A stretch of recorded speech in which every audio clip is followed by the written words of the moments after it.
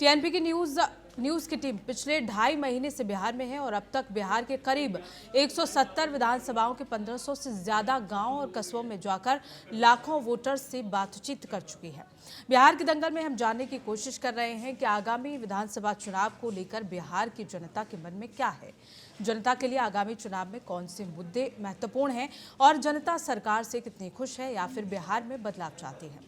बिहार के दंगल में हम राहुल गांधी की वोटर अधिकार यात्रा को भी लगातार कवर करते हुए आ रहे हैं। वोटर अधिकार यात्रा का आज 12वां दिन है। ये यात्रा आज सीतामढ़ी से शुरू हुई है और बेतिया तक जाएगी, लेकिन अभी यात्रा मोतिहारी में है और हमारी सहयोगी आर्या चतुर्वेदी अपराजिता भी वहां मौजूद हैं। आइए सीधे आपको लेकर चलते हैं उन दोनों के पास और जानने की कोशिश करते हैं कि अपराजिता, मैं यहाँ पूछना चाहूंगी क्योंकि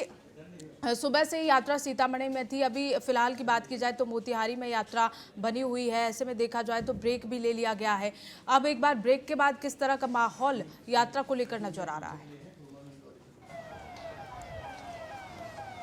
बिल्कुल पूनम, अगर हम राहुल गांधी की इस यात्रा की बात करें, वोटर अधिकार यात्रा की बात करें, तो अभी जो माहौल है वो मोतिहारी से अभी 4 बजे से यात्रा शुरू होगी और गांधी चौक से होगी। और ये जो गांधी चौक है, ये जो मोतिहारी जगह है, वो महात्मा गांधी की धरती है। यहीं से कई तरह के आंदोलन शुरू हुए हैं और राहुल गांधी की भी यात्रा अभी यहीं से होकर गुजरेगी। और आपको हम बता दें कि राहुल गांधी लगातार जो है वो ये कह रहे हैं कि उनके 11वें दिन के यात्रा में, यानी कि वोटर अधिकार यात्रा में, पहले तो उन्होंने अपने इंडिया गठबंधन के सभी नेताओं का स्वागत किया और साथ ही उन्होंने ये भी कहा कि स्वागत करते हुए उन्होंने वोटर अधिकार यात्रा में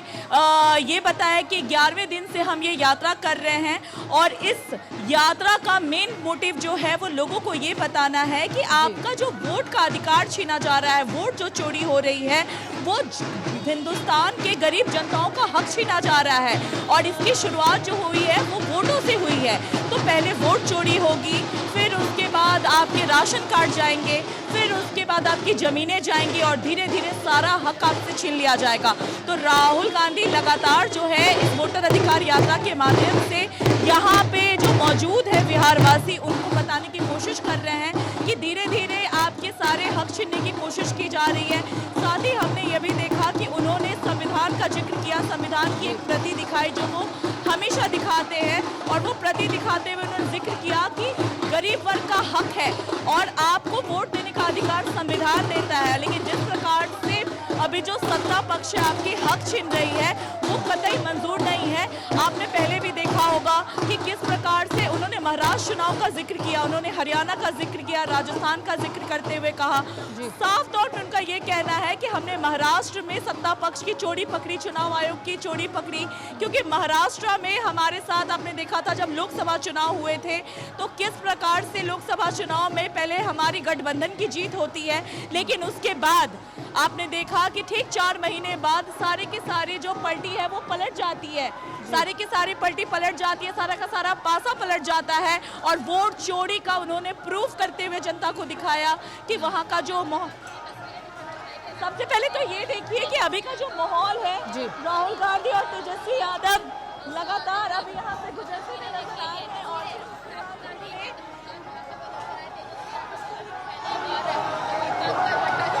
ये भीड़ बहुत कुछ कह रही है। आर्या